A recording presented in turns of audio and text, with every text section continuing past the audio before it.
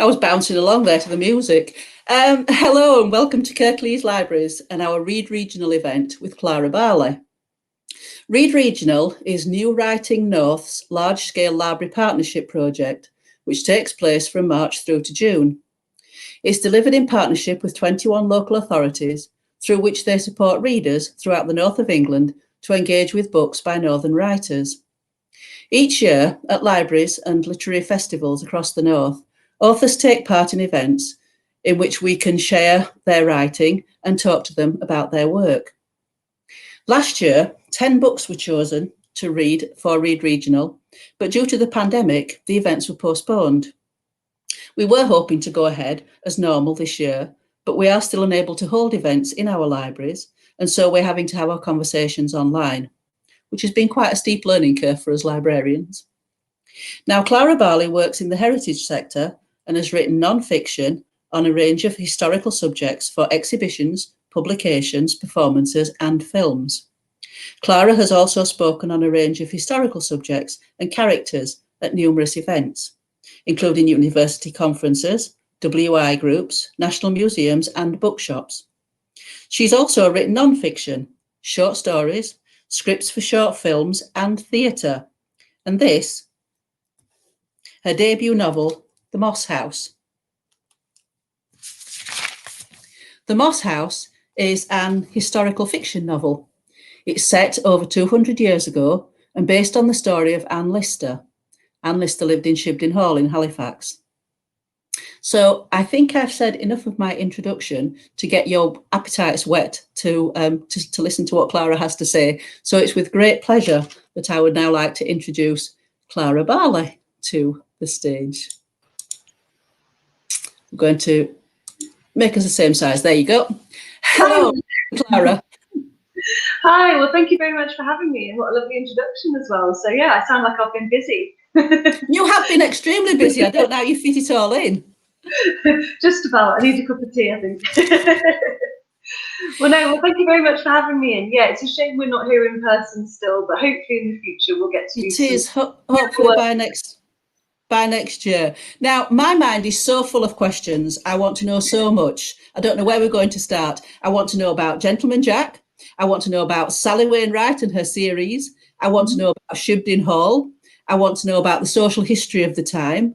I want to know all about the Listers, all about Anne and her travels. I want to know all about her loves, about Mariana, and of course, the most important person, Anne Walker, and about your wonderful book. So where on earth, Clara, where on earth do we begin? Give us a couple of hours. I know I can always talk for hours. We probably could talk for hours, but an hour today. So hopefully we'll cover most things, and then we'll probably have to come back to some things over a cup of tea another time. So yeah, it's a huge subject. Obviously, there's all of Anne Lister and her history and achievements. There's the story of Gentleman Jack and how that came about, and also there's a story about my novel and my involvement at Shibden Hall and writing a novel and TV series and everything else. So yeah, huge amount to cover. So I think what I'll do is try in about 15 minutes to give you a bit of an overview of Anne Lister for those who've not come across her before, and why we're here sort of talking about this today, and how my novel came about. Then I'll do a bit of a reading, and then I think we'll get chatting and probably come back to some of the things that I mentioned. So here we are on International Women's Day, which is a fantastic day today, loads of different events and things happening. So if you've joined us, thank you for that. And obviously you can share this afterwards as well. So 200 years ago, the novel is set, when it follows the story of Anne Lister of Shibden Hall, and it's written first person about Anne Lister and Anne Walker, who was the last woman that she was involved with, and the pair actually got married in a sort of ceremony in York back in 1834. So Anne Lister herself was a remarkable woman. She was born in 1791, and she was very lucky in a way to be born into a family who didn't seem to expect her to marry. Most women 200 years ago would either be hard at work, raising families, or they would be expected to marry for prospects and money and for the sake of the family, to look after other people. So there were a lot of expectations on women at the time, but there were also a huge amount of restrictions for what women could and couldn't do, largely what we couldn't do. So Anne Lister was a remarkable woman because she kind of ignored a lot of what society thought about what she should and shouldn't do, both in terms of her sexuality, but also how she conducted her life. She wasn't supposed to study, she wasn't allowed to go to university, but she did that anyway. She attended lectures, she was a scholar, she had tuition, she learnt languages, various subjects, anatomy, she did dissections, you name it. She travelled quite widely as well. Again, of her class and status, women did travel reasonably around Europe, but Anne spent a couple of years here and there travelling around France. She travelled to many different countries, and as well as that, she was also a keen walker and mountaineer. She made the first ascent of one mountain in the Pyrenees and was the first woman to ascend another. So 200 years ago, wearing a skirt and leather boots, she set off, and again, a pioneering woman. She also ended up owning and managing all of the Shibden estate, which again, she wasn't the only woman to do this at the time, but it was still very unusual, especially for an unmarried woman as well. She managed the estate quite successfully. She also sunk new coal mines and had various business endeavours as well. Like many people, she sought a companion for life, the love of her life. She was a bit unlucky in love. Again, if you wrote this as fiction, people probably wouldn't believe you. But she was in love, first of all, with, well, she had a few relationships, but the main person that she seemed to have been in love with was Mariana Balcom. But she married a man, Charles Lawton, and they kept seeing each other though. They had affairs throughout all of Anne's life and were still very close. But Anne never quite found the right person. After years of travelling, studying, climbing mountains, you name it, she actually came back to Shibden Hall to settle down a bit more in 1832. And then, of all things, she met a neighbouring heiress and still single, Anne Walker. And the two of them hit it off and their relationship started. And they ended up exchanging vows and rings in 1834. So she kind of had a happy ending, but it wasn't particularly plain sailing. It was a very troublesome relationship. Now, the reason we know so much isn't just because we've researched her. She actually left us a diary. You've probably heard of Anne Lister diaries, and if you haven't, to give you an idea of the scale, she wrote 26 volumes, very densely written and densely packed, and the estimate is still about 5 million words. So Samuel Pepys wrote about 2 million words. So what she's left us with is an epic account of a woman's life 200 years ago. So for historians, feminist scholars, women's historians, it's an amazing record about life in West Yorkshire 200 years ago, and what it was like for women to live and run a business, run an estate, and also search for love, which again, a universal thing that we can very much relate to. So the diaries are pretty impressive. However, they're quite a feat to read, and only a few people still have actually read them all from beginning to end. So it's a lot to undertake. If you think 5 million words, an average novel is about 100,000 words. It's a lot of novels to read. And it's not all particularly interesting. A lot of it is day-to-day and administration and who she wrote to, what she was reading. So it's interesting, but the main story, I suppose, of her life is what's so engaging. So the things that you hear about what she achieved and what she got up to, again, if it was fiction, you'd probably think it was too far-fetched, but it's all true because it's in her diaries and well recorded. So the diaries are currently being transcribed, but the end result of that is still quite a way off. And then even then, if you could read them, you're looking at quite a few years worth of reading. And again, it depends what you're looking for and what kind of stories are. So luckily the diaries have never been a secret. They've been known about since the 1930s, and during her life, she was known as a diarist, and people refer to her recording things in her diary. It wasn't a secret that she wrote them. They were first shared a bit later in 1988 by Helena Whitbread, and she's published a few books looking at certain years of Anne's life and her relationships. Other writers have come out, Jill Liddington, she's published more of the later years where Gentleman Jack is set. So you can get some real insights, but as yet you can't just read the diaries. So there's lots of things still to be discovered and checked. So where do I come in? Well, my role, I'm a historian, and I worked at the Royal Arms in Leeds, portraying various women characters. I then moved across to work in Halifax, initially at Bankfield Museum, and then for Calderdale Museum Service as a whole as collections officer. So my job is to look after all the objects and tell their stories. So when I started at Shibden in 2015, though, I'd not heard of Anne Lister. I'd done a master's in gender studies, and I'd always thought of myself as a women's historian, but I hadn't come across her in anything so far. So I was quite determined to share this amazing story, and the staff and volunteers there were so quick to tell me how amazing she was. Obviously, with a few staff and very limited budget, there's only so much you can do. But yeah, we did lots of events. Again, but back in sort of 2015, 2016, we might struggle to sell 30 tickets to a talk. And now it's just incredible how known she is. And again, to say I work at Shibden Hall now, everybody knows what that is, which is wonderful. It's a big change from when I first started. Thanks largely to the TV series that's happened. But back to my sort of book, obviously I was looking at ways to share her story, and we filmed an interview with Helena Whitbread back in 2015, 16, I think it was. So, and during that interview, I was asking these questions, and the things that she was telling me were just jaw-dropping about this woman, Anne Lister, who at this point I'd only read the few books that existed about her. And I just thought, how can we share this even more? Obviously, we share the story within the house and the interpretation and the tours that are given there. But yeah, how do you reach more people? And I thought back in 2016, wouldn't it be good if I could write a TV series? But I didn't know what audience there would be for that. So what I did was wrote a novel, at least the first draft of The Moss House.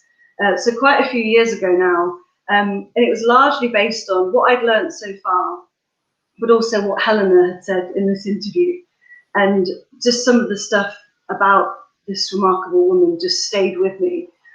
But as a historian, I could have spent 10 years researching it meticulously and getting every single detail right and really diving into the diaries. But again, in my work, sharing women's stories, often you need an element, you need to skip to the chase and kind of get the key dramatic details across. And so it ended up in novel form. I found was the easiest way to do that and allow her voice to come through. Because in the diaries, it's very factual account of I did this and then I did that. And sometimes you're left thinking, well, what did you think about that? Was that upsetting? Was that good? Was that bad? So I had so many questions, even from the bits of diary that I'd seen. So the voice of Anne Lister formed quite quickly in my head. But I really didn't want it to just be a first-person biography about Anne. So from the off, when I first started writing it, I gave a voice to Anne Walker. So Anne Walker is who she met in 1832 and spent the rest of her life with until she died, tragically, whilst travelling in Georgia. So these two women's relationship, we had insights to from Jill Liddington's book, that it wasn't plain sailing, that there were a lot of arguments, and again, two very different women trying to form this relationship together harmoniously. So yeah, it was very interesting to have that. And with Anne Walker's side of the story, so half the novel, I literally had about 6 bullet points of facts about Anne Walker, and that was it. But wonderfully, that gave me the scope to really react to the things that we know about Anne Lister and how she behaved. So hopefully I've given them both a fair voice in this, and then kept all those dramatic things in there. And you know, it's a romance, it's historical fiction, it's page turner, and hopefully it's very accessible as well. I've kept it, hopefully the language sounds historic, but it's not archaic. It keeps, you know, it's very relatable. And it's about two women finding their place in life, you know, struggling with what society expects of them and the frustrations that would be, and also coming to terms with their own sexual identity as well. And they both do that very differently. So it's a nice contrast to have. So the book was written, and then in late 2016, Sally Wainwright was at Shipton Hall filming To Walk Invisible, which was the Bronte biopic that she did, which was fantastic, worth a watch.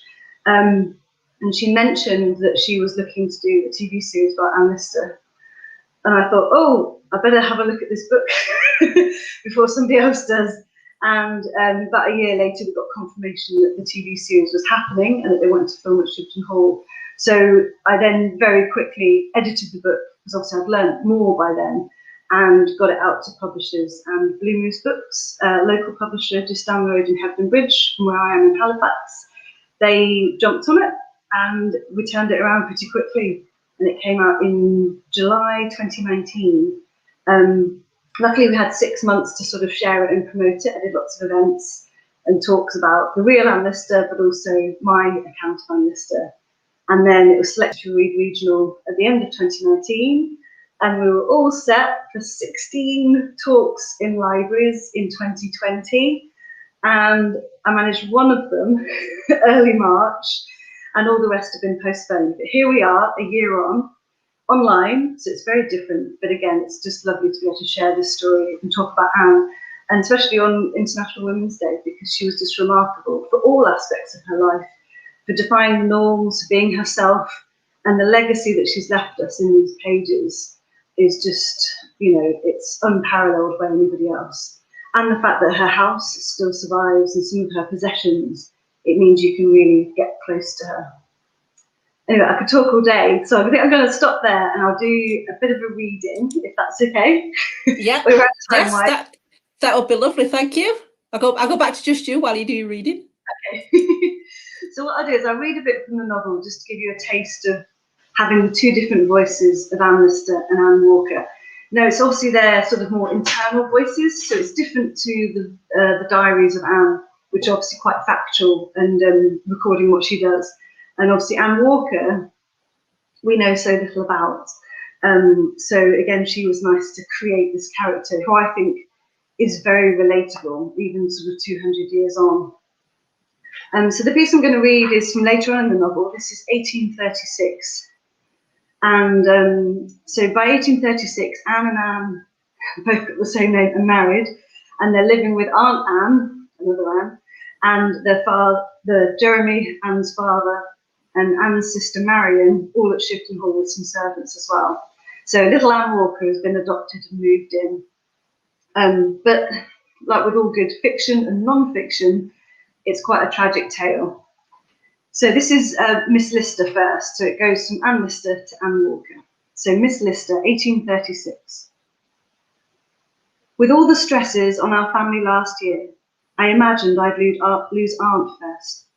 But the winter was harsh, and even though the days grew longer and some warmth returned, Father seemed to have lost all his strength. Of all the days to die, he chose my birthday, tarnishing the day for the rest of my life. It was warm that morning, warm enough to go for a long walk with Marion after his body had been taken away. He had died in the night. I found him in his bed in the morning, looking surprised, a present for me wrapped next to his bed. I opened it to find a beautiful compass with a note, for Anne, so you can always find your way home. Perhaps it was not Shibden that was my anchor, but Father. His presence since my birth, unfaltering, a devotion to me of sorts, always on my side. His generous soul that let us all find our own path, never judging, never questioning.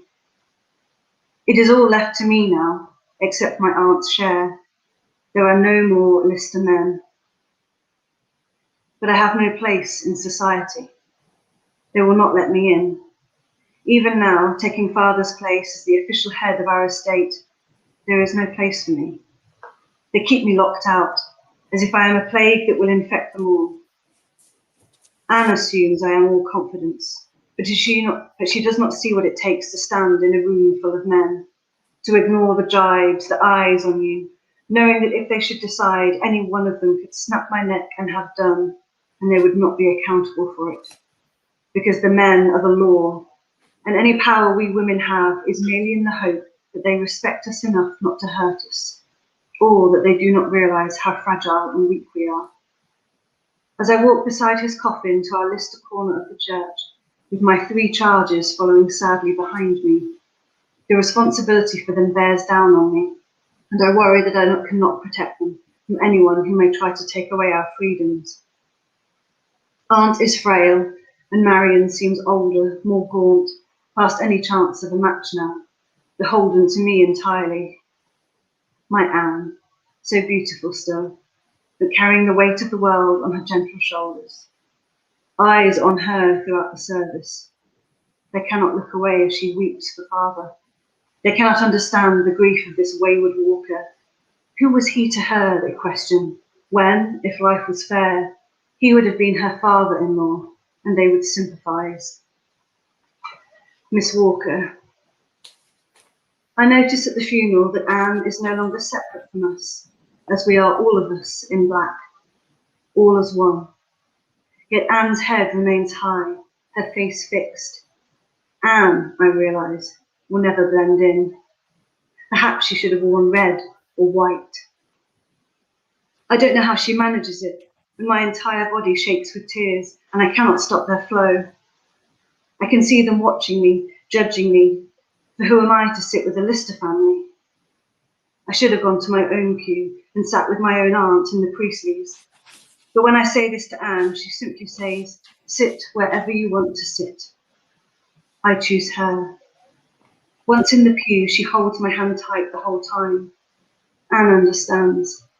My grief for her father is genuine, but she knows that my grief is not just over the death of him. It is the grief for all of them gone before which overflows. My tears may seem excessive to some, but Anne knows why they fall so readily. She told me later that she could not help but think of her brother Samuel too. And in these long, cold winter nights, we each hold each other and cry freely, away from the public show, away even from Marion, as Anne does not wish her to see her upset. I think of my parents, my brother, friends, aunts, uncles, the fiancé I knew so fleetingly, all snatched from us, and fall to mourning for all that has passed and cannot be. The questions rise up in me. Where are they now? Are they looking down on us? Do they see me here in her arms? Do they judge me? Is that why I must lose them all? Is this punishment for what I have chosen to feel and to love? I'll leave it at that for now. I think that's amazing. It's really funny, the bit that you've started to read was exactly one of the bits that I loved. And it's the relationship, it shows so clearly the relationship that she had with her father, because in that day and age, girls were not there to question, they were there to do whatever men said. And the father would very often be the one who led you to the right person to marry, or he got the right the right credentials to marry. And girls didn't have much say in it, they just had to kind of do as they were told. But she did seem to have, did seem to have this genuine belief in her. He didn't see her as a freak, he didn't see her as anybody different. He loved her for who she was, and indeed left her the whole estate. So yeah, I think it's just a lovely piece, and I love the bit about the fact that had they been married, he would have been father-in-law. So of course she would weep, because it would be her family. But yeah, even at that, even those few words give you a real feeling in your stomach about the relationship that they had, but they weren't allowed to be themselves. She should have sat in her own pew. They weren't allowed to be themselves. I think the book is very, very powerful. It's really good. It's a credit to you. It's smashing. I have got a few questions. Do you want me to? Shall I start with the questions? Yeah. Yes. Okay. These. I'm just waiting for any comments that will come in, because they'll come in down this side, and I will ask the questions as they come in. So we'll see what happens there. But having read the book takes us into the 200-year-old setting of Shibden Hall, and it's as if we were living with these two protagonists. We share their thoughts, we share their feelings. Did your experience as a scriptwriter, from film, from theatre, do you think that helped with writing the story? Yeah, definitely. I think with anything, again, there's that old adage, isn't there? Write what you know. And again, obviously, I know about being a woman. I know about sort of the history of what it would have been like 200 years ago, and how frustrated I would have felt living 200 years ago, and the expectations on you. And I also imagine how hard it is even today to be yourself, even if you, again, not just about your sexuality, but also how you come across. Anne was very butch, and she chose to wear black from a young age, which was just unheard of for a woman back then. And you think about how, growing up even today, 200 years on, it's difficult to pick and find who you are and how you want to portray yourself. So yeah, I think, you put all of those things can't help but find their way into what you write. And then so back to Shibden Hall, having spent the time there, it's so easy then to picture it and to describe being in the hall and knowing about the privacy of it and how it was very private and not overlooked. But then you also had people walking across the edges of the land, and you would be very conscious of your neighbours and society. And although she was the owner and the landlord of various tenancies, she still, it's a tricky relationship to have, because they would primarily be men that she would be dealing with. And again, you think about women today, women in male environments, it's not easy, and you still have to sort of prove yourself. And there was Anne 200 years ago, trailblazing as the only woman sort of in the area collecting rents. And again, her political involvement is interesting. She really put herself out there, and the insults that she got and even the attack that was made on her seemed to be because of the politics. But she still carried on. And again, it's just admirable. A lot of us, we might have one kind of insult today and think, I'm not going to bother with that anymore. But she just carried on. She just, she was very, I suppose, on the surface, thick-skinned, but I think that's where, I think she internalized a lot of it. And in the diaries, the few extracts that I've seen about, she'll sort of record that somebody had burnt an effigy of her and Anne Walker, but she doesn't really say what she felt about it. So things like that in the novel, I could really expand upon from both her and Anne Walker's perspectives, because they would have had feelings about it, and the strain would have put on them. But yeah, I think, working at Shibden, having the time there, it really helps to create this world. I would have loved to have written a sequel about their Russian travels afterwards, but who am I to write that? I've never been. I wouldn't know what it was like to travel in a carriage or in a ship or go to these countries that I've not seen. So I've played it safe in a way and written about Shibden and Halifax. And again, there's stories of Halifax in there. And this was an interesting time locally when you've got a lot of people prospering, but you've also still got a lot of poverty, and you've got people trying to find their way in the world. And there's Anne in the middle of it as a landowner, but interestingly not interested at all, seemingly, in the merchant side of things or sort of industry, which is where everybody else is making their money. She was very traditional. So yeah, there's just so many elements, and I think, knowing quite a bit about Halifax history was, again, a lot of that sort of found its way in. And then there's only things you could only make guesses at. And then her legacy, obviously, is that the hall has survived. But she never published anything. So we don't really know her public voice. We have lots of her letters, but again, they're still quite private. So it would be interesting if she'd have lived longer than 49 years, if what she would have shared. And again, things like philanthropy. Again, I think she might have done more when she was older. But she didn't seem at the time as interested in helping others, perhaps. Whilst Anne Walker and Mariana, they were making blankets for people, and they were opening schools for poor children. They were doing all this and that in the community, whereas Anne Lister was very focused.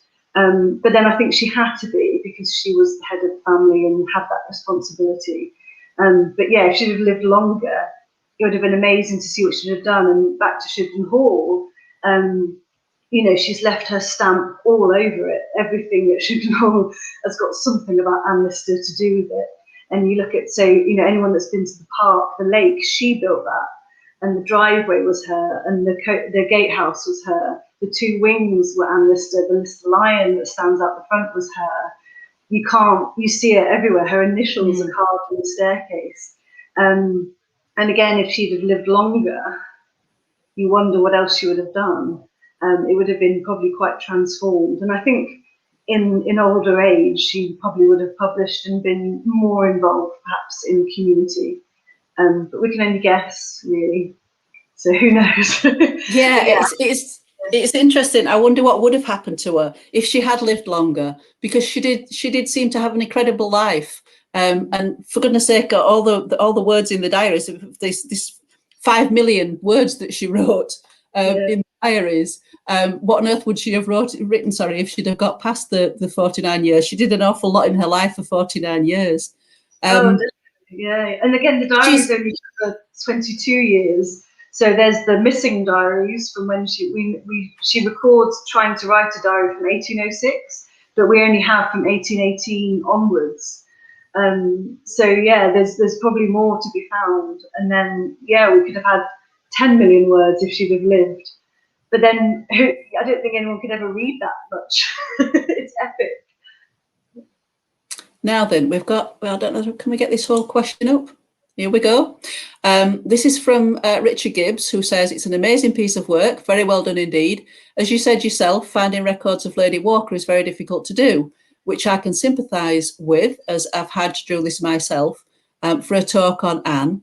Did you find any way that you could find Lady Walker's voice outside of Miss Walker's voice, as transcribed by Anne in the journals?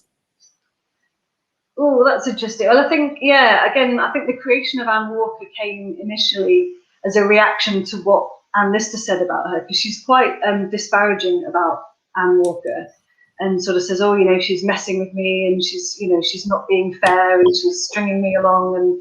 But then, you know, the few things that we know make you feel more sympathetic. We know that she had what Anne records as a mental derangement when she was, I think, 17. So, you know, she was obviously very troubled when she was young, and that was before she lost both her parents and her older brother. And then it was just the two sisters growing up with all the pressures from their family and the estate. And then her sister married somebody who simply neither of them liked and ended up miles away up in Scotland. So it's a very sort of tragic sort of life. But then again, Anne Lister must have liked her for a reason. I don't think she would have liked her if she was totally weak and pathetic.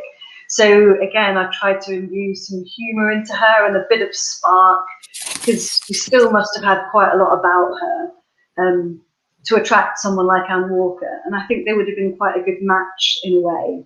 But unfortunately, I think by the time they got together, both of them probably had so much baggage from being broken-hearted.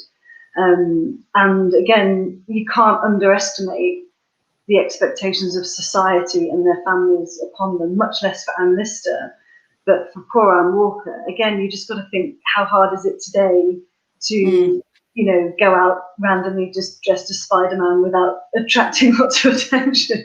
But why shouldn't you? You know, it's probably not the best example, but you know what I mean? You know, there is a lot of pressure to, and again, even, you know, whether you're straight or gay, to be in a steady relationship. And, you know, there are things that, you know, you can try and defy, but they are ingrained in us, and especially gender-wise. You know, even today, it's shocking. You look at the cards for boys and girls, and it's all so separate and frustrating to see that we think we're stepping towards much more equality, but there's still a huge division between men and women. But Anne Lister kind of seemed to navigate her own way around it, which is just amazing. And I love, again, in Gentleman Jack, how they've captured, mainly through Tom Pye's costume, that difference between Anne Lister and Anne Walker dressed up like a little fairy. Yes. But that's actually true. And I think, again, even if you look at clothing for women throughout most of history, even now, we don't get pockets. What's that about? And so, yeah, these, you know, there's so many things that work against you being yourself. But yeah, so back to the question, creating Anne Walker's voice. Yeah, it was, again, I was freer at the time. There's since been one of the travel journals of Anne Lister's is in a different hand, and it's Anne Walker. So we have a bit more of her voice. But again, that would be written for something very specific. It's not quite a diary. It's kind of, you know, it's an account of what they're getting up to. So we finally have a bit of Anne Walker's voice. I think it's quite similar to mine. And again, just quite relatable that she had, you know, a hard life really. But then she found somebody that she did love, but then everything was against her. And again, that could have been, you know, the same dynamic could have been between a higher and a lower class person, or people of different race, or people from different family backgrounds. So again, I think it's that universal story of two people falling for each other, but kind of having everything against them, which, yeah, hopefully is relatable, and yeah, I think draws you in, hopefully.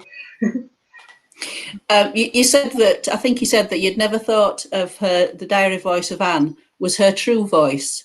It is merely a record. Do you think that's of the time, or do you think that's of the person? I'm not sure really. I think there's some bits in it where she gets very eloquent. You know, she's a good writer. There's some phrases in there and some things that she says that just, you're like, oh, she's nailed that. That's exactly, you know, she's very quotable.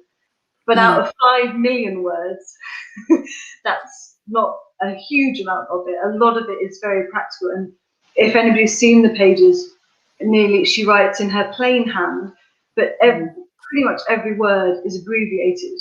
So she doesn't write things out in full. And then you've got about a third of it or so in code. And the coded sections are, there's no punctuation or spacing. So again, as a reader, if you were just reading word, you know, it pulls you out of it a little bit. It's not the easiest to read, even when it's transcribed. You have to add in, and again, people that are transcribing are adding in the punctuation, full words, and but even that, it seems like a very functional account, I suppose.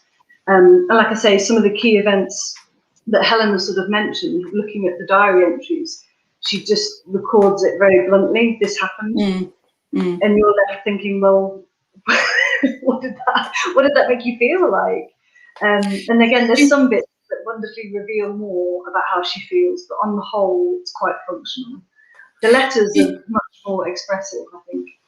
Do you think she meant them to be read, or do you think she left it as a record? That's a very good question.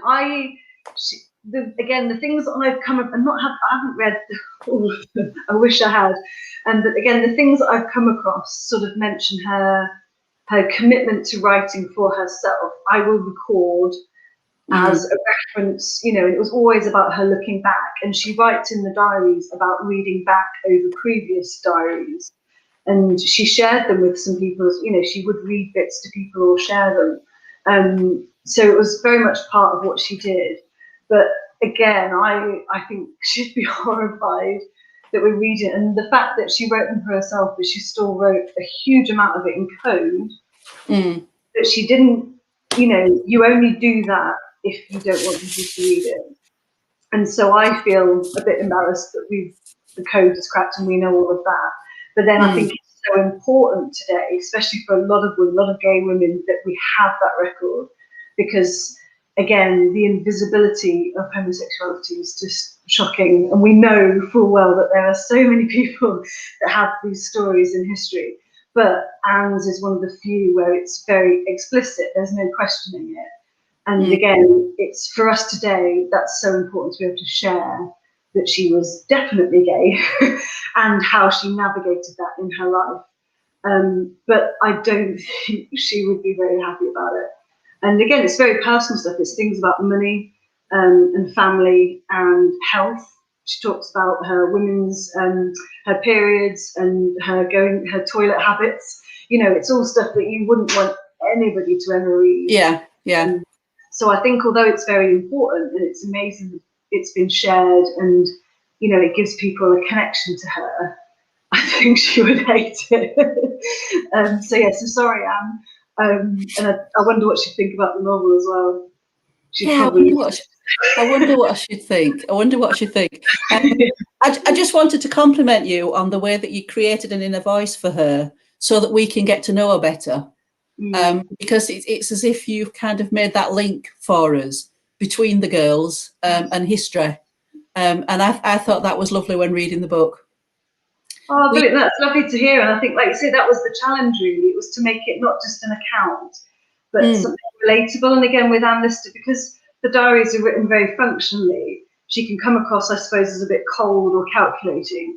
But really, that's just our inner thoughts. You know, you think, well, if my father dies, then I'll get all the money. You know, it doesn't mean you want them to die. It's just, well, no, and that was it was of the time, wasn't it? That was the way it went round. So we can't put our values on those times because we have different values, and yet, as you say, we're still struggling with the same things today that people were struggling with then, and we don't seem to have learned much. You know, we've still got inequality.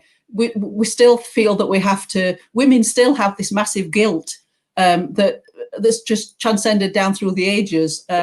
As a mother, as a wife, as a lover, we all have this massive guilt all the time, which I think is just crazy. But it's just inbuilt. It's in the DNA. We have a question here. Another question that's come in. My mouse has given up there. What about this one? Are there many sections of Anne Lister's diary still to be transcribed from the code? Yes, is the answer. Yeah, so there's a wonderful team called Anne Lister Codebreakers who are currently transcribing. So yeah, they've done quite a lot as far as I know, but it's still a long way off. So when you're transcribing, as I mentioned, every word nearly is abbreviated. So you first of all start with a transcription of exactly how it is on the page. You then have to edit that and make it readable. So you have to add the punctuation and the whatever. And then you also need to kind of explain things and who things are and where things are as well. So there's almost like 3 levels of transcribing to make them accessible.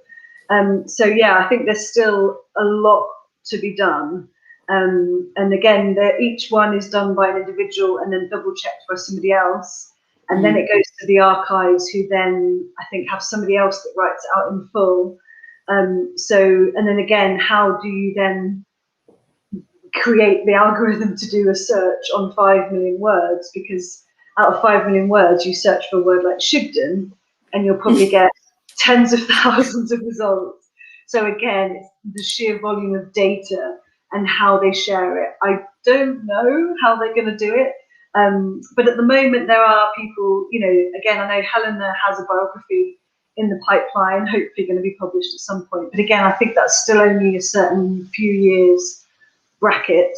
And then other people are looking, again, I know some of the code breakers concentrate on specific periods or places. So again, I know people that are based, say, in Scotland are doing the Scotland travels. So yeah, and obviously that gives it a sense of place, and they can explain and literally walk in her footsteps. So yeah, there's a lot being shared, but it's still a huge process. And even when we've got 5 million words, and that may grow, that's still quite a conservative estimate, I would say. It's, you know, to sit and read that much is just epic. And I think you'll have forgotten what you started reading by the time you get to halfway through. So yeah, it's a huge project. It's amazing. And again, when I started at Shibden Hall, my first question was, why don't we just publish the diaries? Oh, right, I get it now. And yeah, I think I'll plug this book as an introduction to Anne Lister. If you don't want to dive straight into the diaries, this Anne Lister of Shibden Hall, it's a thin book, but basically this gives you kind of everything you need to know. And again, about the diaries, I'll see if you can see. So that's an example. Ah, yes. Yeah. Section. And then you go, oh yeah, I see why it's such a big project. And then this is some of her travel notes. So as well as the diaries, there's 14 volumes of travel notes. That is crazy. Yeah. You know, I thought my handwriting was pretty bad, and and it's not necessarily bad. It's just you really have to get your eye in. Because it's all abbreviated and crossed out and crossed through. And some of the pages, again, this is an idea of the diary pages. Oh, it's all made. There, yes. Densely written, yeah. Text in margin and all this. So these poor transcribers are currently figuring this out. So we're just waiting for, you know, how they're going to share it. And I think the project, it wouldn't be worth sharing it piecemeal. I think the whole thing needs to be transcribed and edited, and then we'll see how West Yorkshire Archives are going to share it. But you're looking at about 20-30 books worth. So if you were to buy them transcribed, and that's probably with really small writing as well. So yeah, it's ongoing as far as I know. But you can search on, like, if you just look up Amnesty Codebreakers, and there's a lot of people that are there. Again, it's all in the public domain. We haven't, because it's not been published, so they're not copyrighted at the moment. So you can, a lot of people are sharing the transcripts that they're doing as they go. So again, if there's a particular thing that interests you, it might be that somebody's already shared that particular travels or that particular year or date. But until they're all done, we can't really search or find out anything. Like I say, I was so looking forward to searching, especially for Shibden, to find out more about her mentions of the hall. But even that, there's probably going to be about a few 100,000 words to go through. To trawl through. Makes sense, yeah. But I think Anne Tramer, she's the one that's been obviously the researcher for the TV series. She's been going through the diaries day by day and transcribing them for Sally. So again, she's probably the person at the moment who's most au fait with the Gentleman Jack years, so sort of 1832 to when they go travelling, because she's Sally's advisor. So she's luckily had the job of, I love that job, of transcribing the diaries and sharing them and contextualising them and working with Sally. So I think, she's published Gentleman Jack biography book already, and I think there'll be more to come from her. And again, it's what you do with them as well, because you could just publish them as is, but the best books, in a way, like Helena and Jules, they explain to you what this means and why. Of course. Yeah, so you're looking which I think is invaluable, because we are in a different time, and you need to kind of absorb yourself into that time. You can't put our thoughts and our values onto that time. You've got to understand the time period. Clara, we're going to have to move on a little bit, because we've got so many lovely questions. Now, Faye asked about the diaries, and then she said thank you for reading, which was engrossing. Looking forward to reading the book. I know if we're very, very lucky, you might read some more bits for us, because I'm looking forward to that. So we'll take that one off. We've got a question here from Dawn. She says, it's an amazing talk. Wish I'd known about it sooner so I could have shared it. But I think we are going to archive this. Are you happy for us to keep the recording? Yeah, please share it. Yeah. So we'll be able to put that out on our social media. And if my mouse is giving it working, which is going to take a bit longer, just 2 seconds. So we can always get in touch with this one. Now, this is our website address, kirkleeslibraries.co.uk, and we will put something on there, and we will put a link to this recording so that people that have missed it can actually watch it later. So we'll just take that one off, and we'll go back to the questions, because we've got some more comments coming in, which is lovely. Back to Faye. Thanks so much for the full reply. What a lot of work. Like to think that Anne will be touched, care and concern that everyone's doing and describing. And I think it's a labour of love. It is about the care, because she deserves that, doesn't she? Yeah. Oh, definitely, the legacy that she's left. And I think even some people come at it from different angles, but I think whatever you do, you can't ignore the fact that she was remarkable.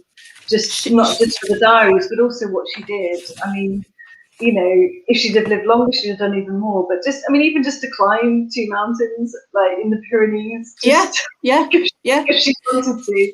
And the studying that she did and the letters that she wrote. And she's just remarkable in every way.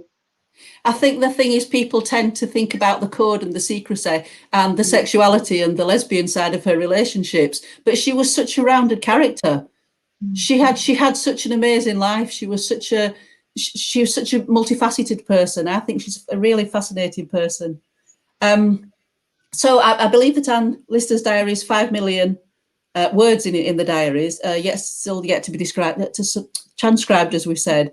How much of this work have you been lucky to see in your job? Not a lot, to be honest. You got access to all this? Yeah, so basically, again, once Sally was doing the TV series, I talked to her about the diaries, and obviously we talked big picture, how do we get these out there? So what we agreed, so obviously phase 1 was to get them all photographed. They'd been scanned many years ago and they've been online for a long time, but they were black and white, kind of early, like microfiche kind of pictures. So that was the first project that we did, and Sally funded that. We worked with West Yorkshire Archives to get that done and get them out there. And then I was pushing for the transcription project, but I'm really relieved that West Yorkshire Archives took it on, because again, at Shibden, there's only a few of us. We're a small team, and my job isn't just Shibden Hall; it's all the other sites as well, and all the exhibitions and events and everything. So yeah, it's kind of, I'd love to dedicate the next 5 years just to doing it. So I'm so pleased that people are doing it, and I think everyone is transcribed. It's all voluntary. People are doing it from their own passion and interest, and that's wonderful to see. And that's where it all feels like it's come sort of full circle, from sort of the few of us who knew about Anne Lister kind of, trying to celebrate and trying to do a conference back in 2014 with, 30 of us. And then here we are sort of 6 years later, and events are filling out the Halifax Minster and being broadcast online to several thousand people at a time. And it's just an epic change. But what that means is that the pressure's off me. I can hand over now to other people, and that she's just going to reach people in a way that I could never have imagined or done myself. And that's the important thing. I mean, obviously, I'd have loved to have penned the TV series myself, or even played her myself. But, you have to let other people do their bits. And I think it's kind of, you have to look at what you're good at. And I think my contribution, obviously my work at Shibden and the stuff I've done there, but the novel to me was the best use of my skills and talents to share that story. And so I just hope that the novel reaches lots of people, because I think it's relatable in a kind of different way to the TV series. I think the TV series is wonderful, but I think the novel is, I don't know. Well, we'll see what people think. Well, I think the novel it's a more human side of them. It's a shame we didn't know much more about Anne Walker, but I love the way you portray Anne Walker, because she is no fool. Like you say, otherwise Anne Lister wouldn't have loved her, and it wasn't a gentle, loving relationship all the way along. I mean, I think they lost patience with each other quite a lot, but then that's human nature. That's just human nature, and it makes me laugh when you've the way you've written the conversations, and you've said about, shall I go on when it gets to the end of the book, shall I go on this Russia trip or shan't I? Does she want me to go or doesn't she? And the way that Anne Lister says, how far up the drive are we going to get before she starts crying? It's a very human relationship that you portray in the book, and it's a lovely flowing book. It's a lovely thing that you can relate to. So I know that was what you set out to do, and I think you've achieved it in spades. I really do. I think it's a fabulous book. Everybody should read this book. Oh, thank you very much. we have just a couple more questions. I'll just see if there's anything over there. Dawn's happy that it's about the information for the website. She's going to look that up for later. You've given talks on historical women throughout the country. Would you consider yourself a strong woman, Clara? Oh, that's an interesting question. Yeah, I'd like to think so. I mean, I'm sure I have my moments, like we all do. And again, I think that comes from, again, like you said earlier about women sort of apologising almost, and there is that slight hesitation to be outspoken. And again, I think especially on social media today, you are very aware of what you say, and so you have to be careful of what you say and you do. But I've always shouted about women's history and women that I found remarkable. And again, I'm moving across now. I've spent my career in museums doing exhibitions and documentaries and non-fiction stuff. But again, I found that through fiction, you can reach a lot more people and bring a lot more people. It's surprising how many people are more willing to read a novel about Anne Lister than perhaps a non-fiction book. And that's interesting. And again, with the TV series, Sally's reaching several million people by using fiction and creativity. And so, again, I think that's where my future lies, which is why I'm doing another novel on Anne Lister. And then I've got other novels that I'm working on, but all based mainly historical fiction. But again, strong women, I can't avoid them. They're just amazing, whether true or or fictional or non-fiction. I think that's what we need now. We need to read these stories, and we need to hear more about these women that just get on. And I think having, strong women in my life, my mum in particular, you just, you know that you have to speak your mind, and you have to do what you want to do.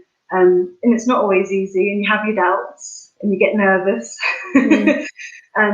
But I think, the audience is there now, and people are listening, and people want these stories, and they want to hear about these women and what they've done.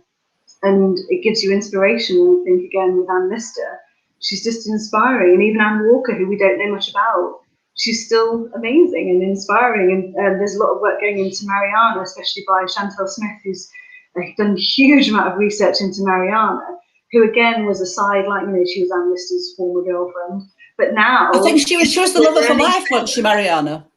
Yeah, I think so. Yeah. But even looking at her and her family history, it's so interesting and complicated. And you've got lots of unmarried women, you've got women living together as friends, and again, there's a lot more going on than we think. So there's so much work to be done to add women into the stories. And I think I noticed it very early on in my career, back at the Royal Armies, that you're there in armour and people can't get their head around it. Like, well, surely women didn't wear armour. You're like, well, yeah, because yeah. Society didn't let me. It's not about capability. It's not about intelligence. It's just what's been put upon us. And yeah, we've still got a long way to go. So, I've gone off on a speech. when I was in grammar school, the girls did domestic science, but the boys did woodwork and metalwork. And all I wanted to do was woodwork, and they wouldn't let me because girls had to do domestic science. And I mean, that was in the 70s. That wasn't back in the 1800s. That was in the 1970s. Yeah. And even just generationally, I know sort of my mum's experiences and what you were, your job options were secretary, nurse, teacher.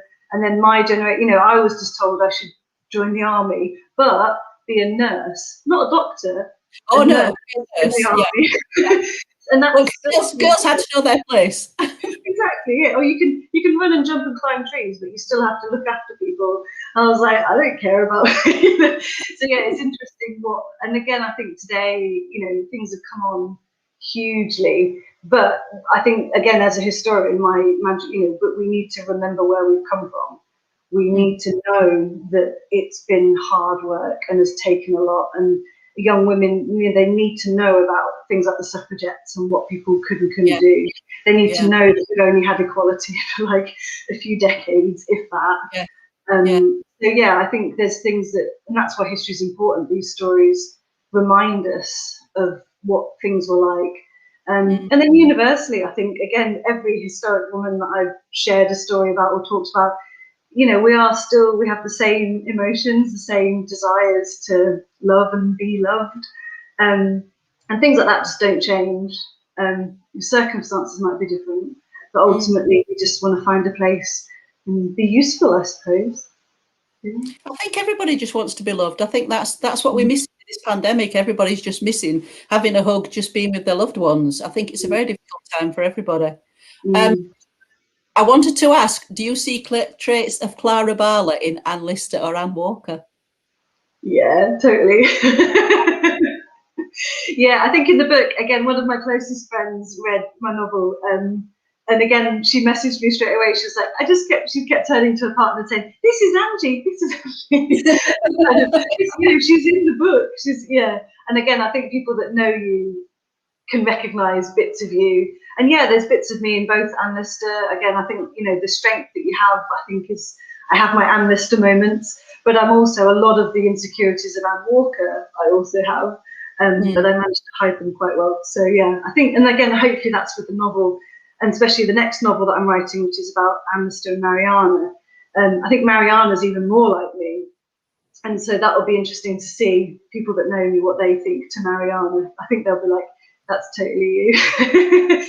But again, as a writer, even if you're writing about crime fiction, science fiction, mass murder, you still, the character parts, they all come from somewhere, and it's either yourself or someone that you know, and yeah, it's all in there somewhere.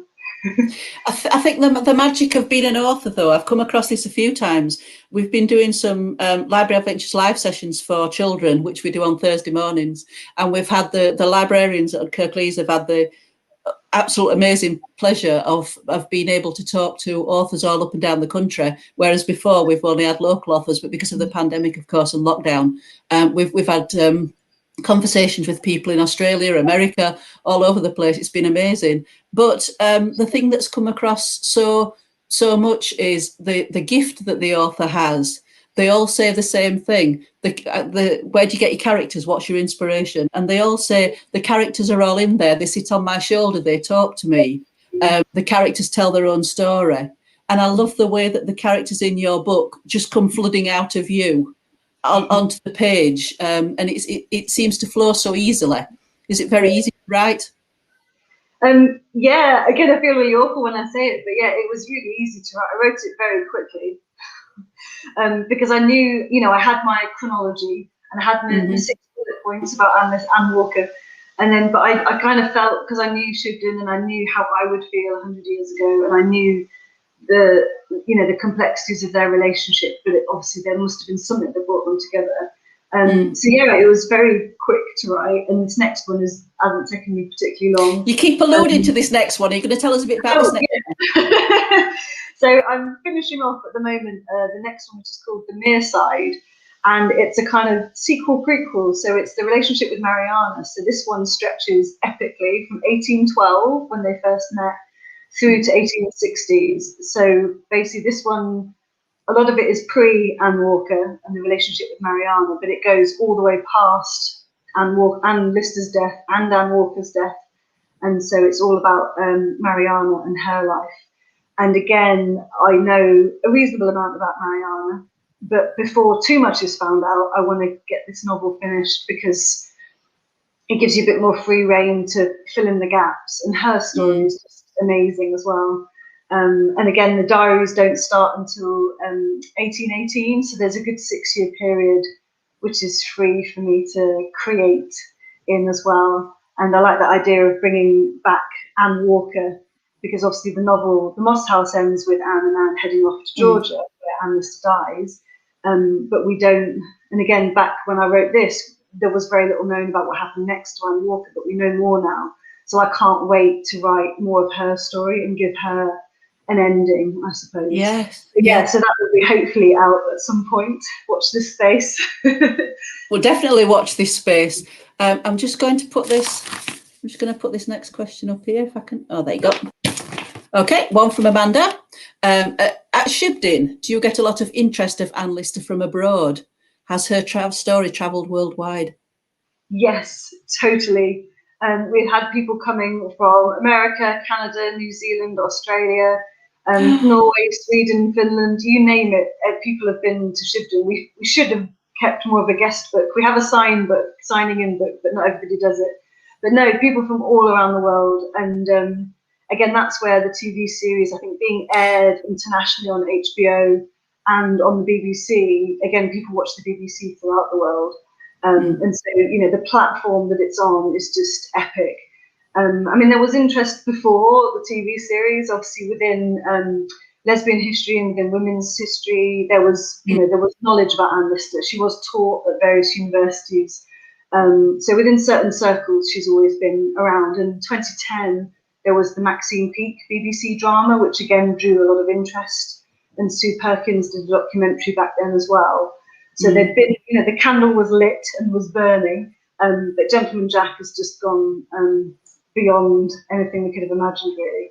And so, and again, it's just so tragic that we've had this, lost year of 2020, because 2019 was the biggest year ever at Shibden, people flying in from throughout the world.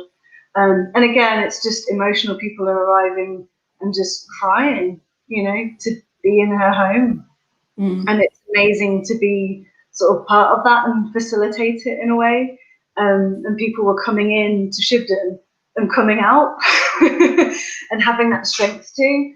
And some of the stories are just wonderful. Yeah. So Shibden Hall for this year, we're doing, whilst still closed, we're doing a call out soon for memories and stories. So what we'll be looking to capture is some of those people who've been affected by either hearing about Anne Lister, the real Anne Lister, or watching Gentleman Jack and then going back to find out about Anne Lister, and people that have visited. So we're going to be asking for photographs, memories, thoughts, quotes, you name it. So look out for that soon. That's all just at Shibden Hall on Twitter and Facebook. So look out for that. That'll be me trying to coordinate, because what we need to do is capture it somehow. And I think we were so busy in 2019, and again, we're such a small team, you know, we just had to, we could barely manage to just keep it open and get everybody in.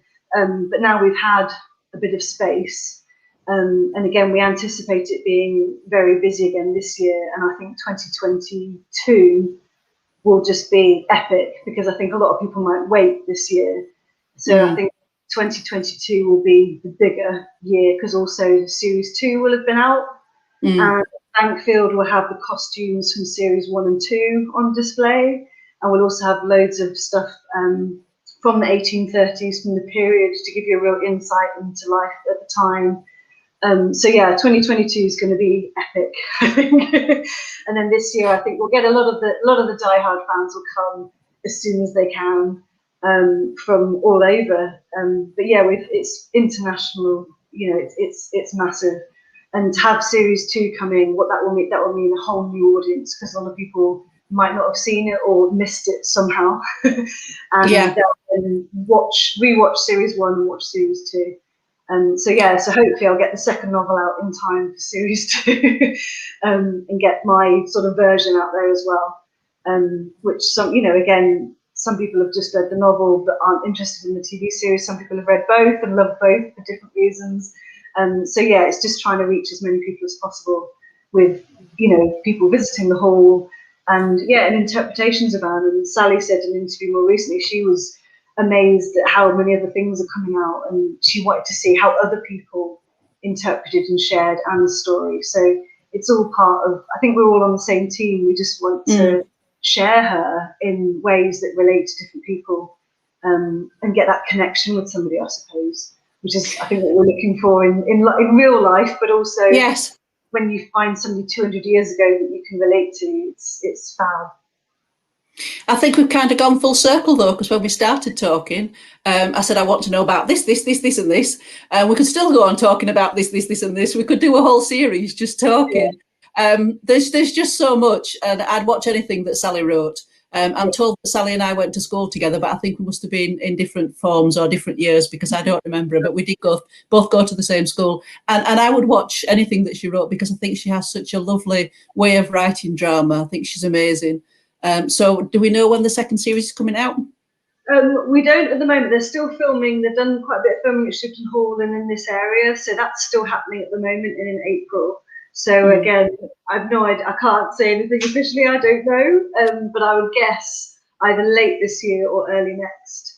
And I imagine there's going to be more series as well. I mean, it's been so popular. And like you say, I think when it was Sally Wainwright, we just kind of felt, I think the phrase safe hands was what we kind of said, because again, it was still nerve-wracking, because obviously, you know, again, I think everybody that works there, and again, local people that have always known Anne Lister's story in Shibden, you can be quite precious about it, I suppose. And I think there was that anxiety that, what if it's a bit funny or a bit kind of, you know, doesn't quite take it seriously. But again, we kept thinking, it's Sally Wainwright, it'll be fine, and it was.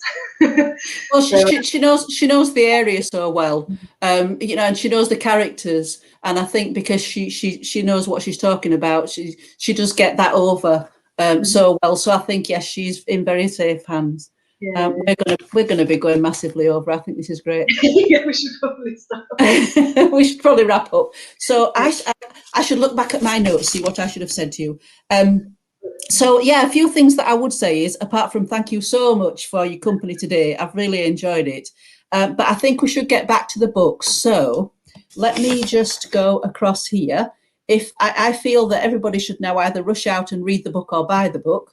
So if you're going to buy the book, please go to the bluemoosebooks.com, because they are local to me. They are Hebden Bridge. That's where I was brought up. And so do support this fantastic this private bookseller if you want to buy the book. But of course, we can't say anything about books and literature without talking about the library books. So if you were to visit our library page, which is www.kirklees.libraries.co.uk, you would be able to go there to search our catalogue and find the book. And we do have several copies in all our libraries, so there's lots of books there that you can hopefully, when the when the libraries are open again, you'll be able to go and choose one. If not, you'll be able to get it online.